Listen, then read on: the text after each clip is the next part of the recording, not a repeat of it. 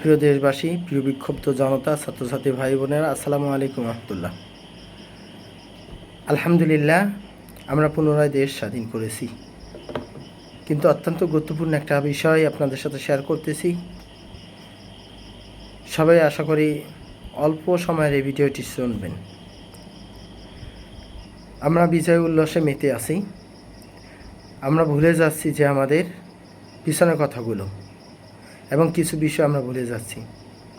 আমাদের এই বিজয় উল্লাসের সাথে একটা বিষয় মনে রাখতে হবে, এদেশ থেকে আওয়ামী লীগের এমপি মন্ত্রীগণ বিদায় নিয়ে চলে গেছে, তারা দেশ ত্যাগ করেছেন, কিন্তু তাদের উত্তরসূরি এদেশে যুবলীগ, ছাত্রলীগ অনেকেই রয়েছে।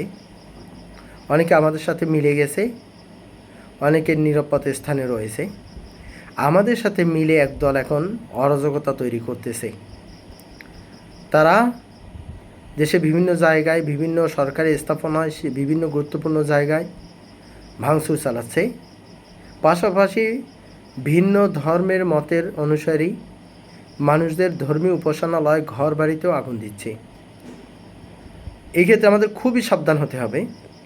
কেননা এখন আমরা জানি, যখন আওয়ামী লীগ ক্ষমতায় ছিল তখন শেখ হাসিনা প্রত্যেকটা বক্তব্যে বলতো তারাই প্ল্যান করে আগুন দিত, ভাঙচুর চালাইতো বিভিন্ন মন্দিরে, বিভিন্ন সংখ্যালঘুদের বাড়ি ঘরে, এবং এগুলো জামাত শিবির, বিএনপির অরাজকতা বলে চালিয়ে দিত। আর সেম কাজটা যদি এখনও চলে তাহলে তার কথাগুলো প্রমাণিত হবে বাস্তব হিসেবে। সুতরাং আমাদেরকে এই ক্ষেত্রে দেশের রক্ষক হতে হবে। এখন বিশেষ করে দেশীয় যেই সকল সম্পদ, রাষ্ট্রীয় সম্পদ, এগুলো একেবারেই নষ্ট করা যাবে না।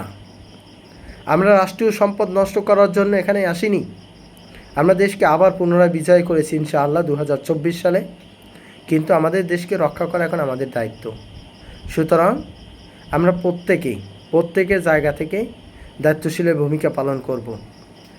আমাদের বিজয় উল্লাসে মিছিলের সাথে তারা জড়িত হয়ে তারাই আগে অতি উৎসাহী হয়ে এক এক জায়গায় যে ভাঙচুর চালাবে, বিভিন্ন ব্যবসা প্রতিষ্ঠান, বিপণী বিতান, দোকানপাট, এগুলো ভাঙচুর করবে।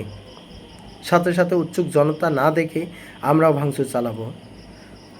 কিন্তু দেখা যাবে যে প্রথমে যিনি শুরু করেছেন তিনি হয় আওয়ামী লীগ অথবা ছাত্রলীগ বা যুবলীগেরই কর্মী ছিল। সুতরাং এই বিষয়টা মাথায় রাখতে হবে, দেখতে হবে এইগুলো যাতে আমরা না করি। পাশাপাশি আমাদের সবাইকে দেশের জন্য, যেই দেশ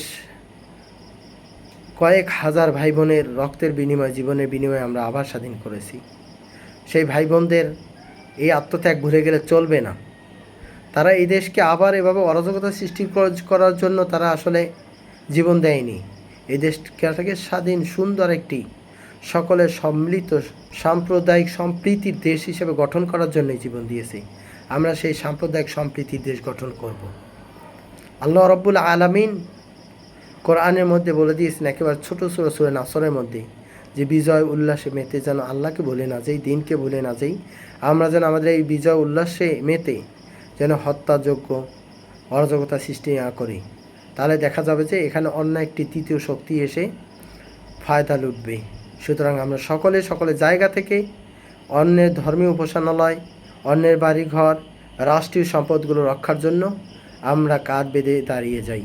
আমাদের সাথে একদল সেই আওয়ামী লীগের, শেখ হাসিনারই প্ল্যানের অংশ হিসাবে তারা এগুলো চালাবে। সুতরাং যারা চালায়, প্রথমে যেই ব্যক্তি, যে বিপণী বিতান, যে সরকারি স্থাপনা, রাষ্ট্রীয় বিভিন্ন গুরুত্বপূর্ণ জায়গায় আঘাত করবে, তাকে আপনারা ধরে ফেলবেন, তার পরিচয় খুঁজবেন, কে লোক। দেখা যাবে অনেক সময় দেখবেন হয় ছাত্রলীগ অথবা যুবলীগ পরিচয় বেরিয়ে আসবে। সুতরাং আপনারা সাবধান হন এবং তাদের এই অরাজকতা থেকে দেশকে রক্ষা করুন। আপনারা তো এই ধরনের হত্যাযোগ্য, ধ্বংসযোগ্য চালাবেন না, পাশাপাশি আপনারা রক্ষকের দায়িত্ব এবং ভূমিকা পালন করুন।